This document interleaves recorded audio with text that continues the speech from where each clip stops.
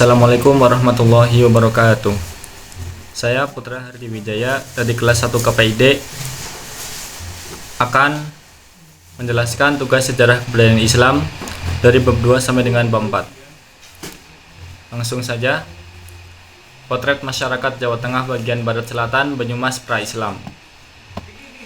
Pembahasan mengenai Banyumas sebelum Islam tidak bisa dipisahkan dari sejarah dua kerajaan besar yang menguasai bumi Jaya, yaitu Kerajaan Majapahit Jawa Timur dan Pajajaran Jawa Barat.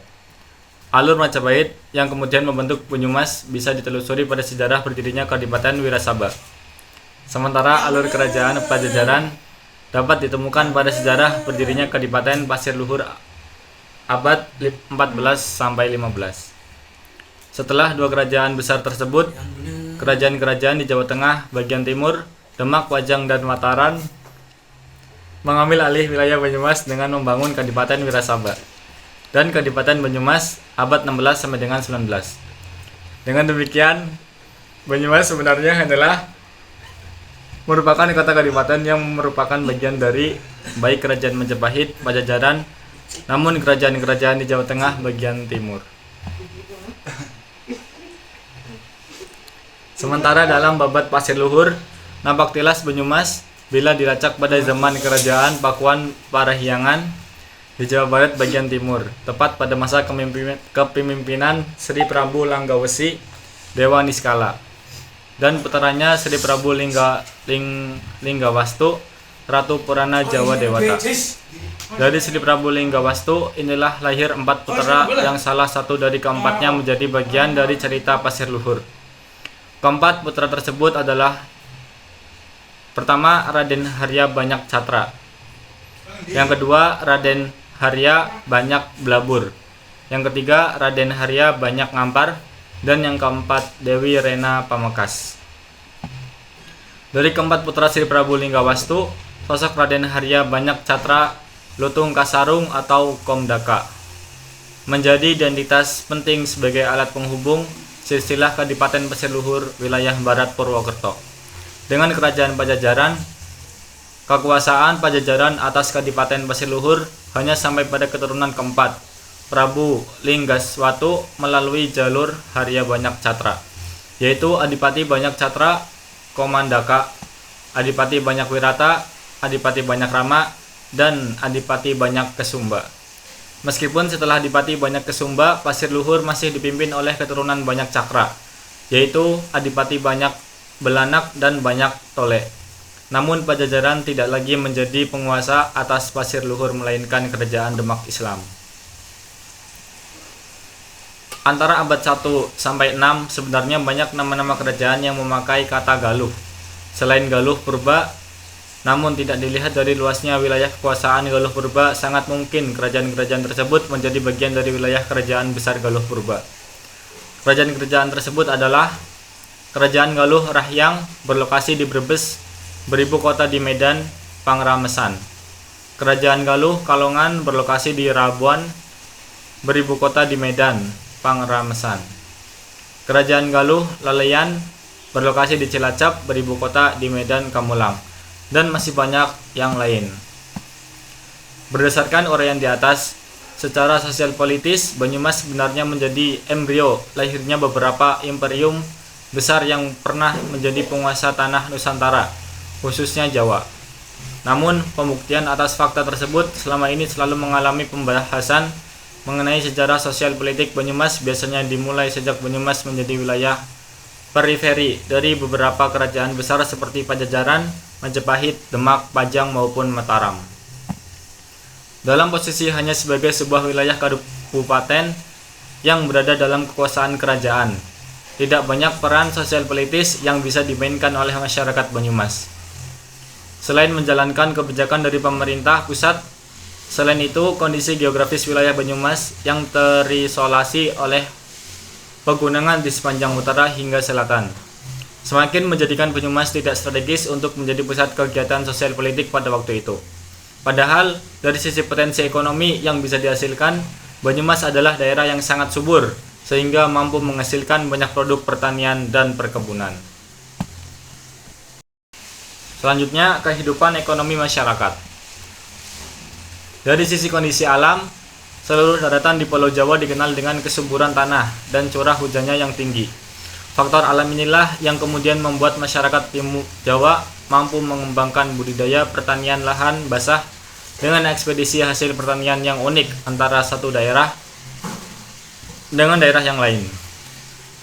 Beberapa daerah yang dikelilingi atau diapit oleh beberapa pegunungan vulkanik serta dataran-dataran tinggi bahkan cenderung terisolasi dari pengaruh sosial politik dunia luar. Pada masa pra-Islam dan kolonialisme Eropa masuk ke Pulau Jawa, masyarakat hanya bertumpu pada sungai-sungai sebagai sarana penghubung antara masyarakat di satu daerah dengan daerah lain.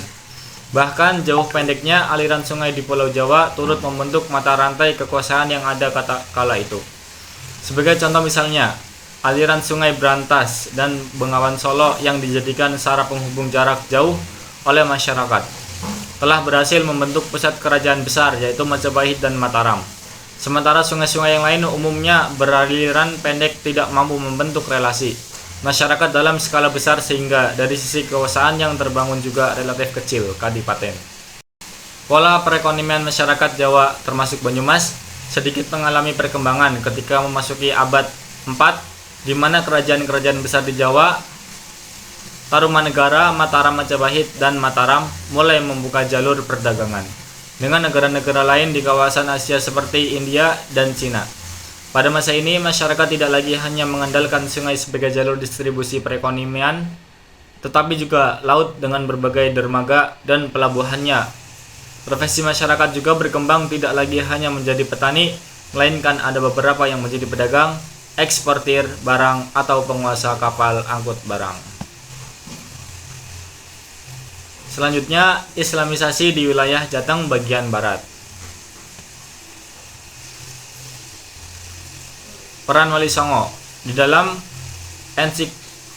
ensiklopedi Islam disebutkan bahwa Wali Songo adalah 9 ulama yang merupakan pelopor dan pejuang pengembang Islam di Pulau Jawa pada abad ke-15, antara lain berarti pembela, teman dekat, dan pemimpin.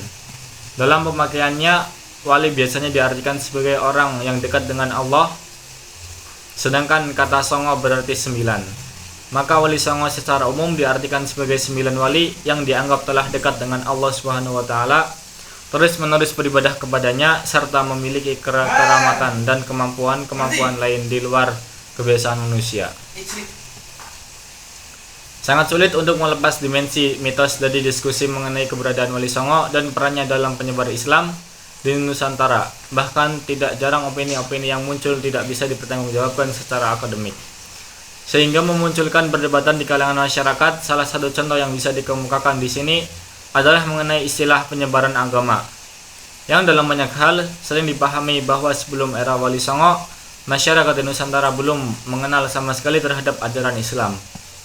Padahal di beberapa tempat ditemukan adanya peninggalan sejarah yang membuktikan bahwa Islam sudah lebih dahulu masuk ke bumi Nusantara sebelum kedatangan Wali Songo. Kisah tentang Syekh Siti Jenar dan kematiannya juga bisa dijadikan contoh bagaimana sejarah Wali Songo dan penyebaran Islam di Indonesia syarat dengan beragam perspektif. Pada saat pemerintahan Islam mengalami masa kemasannya. Di tanah Jawa, kerajaan Mataram Hindu juga sedang mengalami hal serupa. Kejayaan Mataram Hindu bahkan masih mampu bertahan sekitar 2 abad sebelum kemudian melemah dan runtuh. Peran Wali Songo dan ulama lokal. Syekh Makdum Wali dan Raden Banyak Belanak, Panembahan Senopati. Sejarah gelar Pangeran Senopati Mangkabumi di Kadipaten Pasir Luhur sangat erat hubungannya dengan sejarah Kesultanan Demak.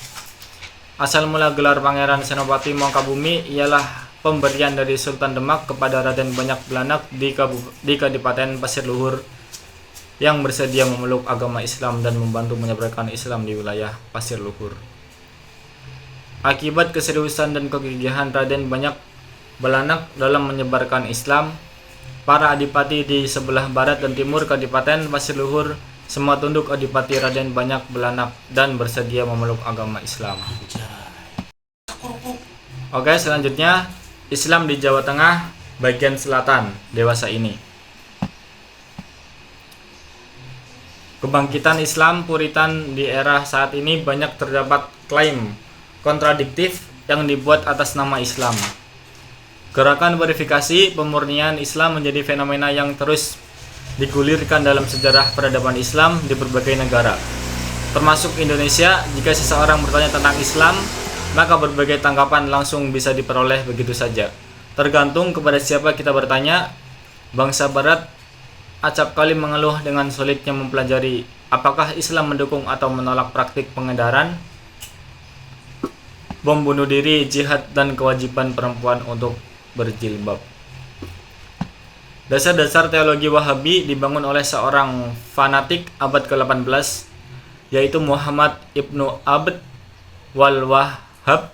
Dengan semangat Puritan, Abd al-Wahhab hendak membebaskan Islam dari semua perusakan yang diyakininya telah menggerogoti Islam, seperti tasawuf, tawasul, rasionalisme, ajaran Syiah, dan berbagai praktek inovasi bid'ah. Wahabi menyikapi teks agama Al-Quran dan sunnah-sunnah sebagai satu instruksi manual untuk menanggapi model ideal dari negara kota Madinah yang telah dibangun Nabi. Menurut mereka, umat Islam akan terbebas dari keterbelakangan dan keterhinaan kolektif jika mau kembali berpegang ajaran Islam, berpegang pada ajaran Tuhan, karena akan mendapatkan bantuan dan dukungannya. Hal terpenting yang ditanamkan sebagai nilai-nilai modern oleh sekolah Al-Irsyad pada siswa-siswanya adalah semangat patriotisme, walaupun kurikulum sebagai pada dasarnya tidak menyebutkan secara spesifik pengajaran wataniyah, tetapi ada beberapa bukti yang diajarkan kepada para siswa bahkan mencintai tanah airnya, Hadramaut. Menurut kalangan mereka merupakan karakteristik esensial dari manusia modern. Sekian penjelasan dari saya, kurang lebihnya mohon maaf. Wassalamualaikum warahmatullahi wabarakatuh.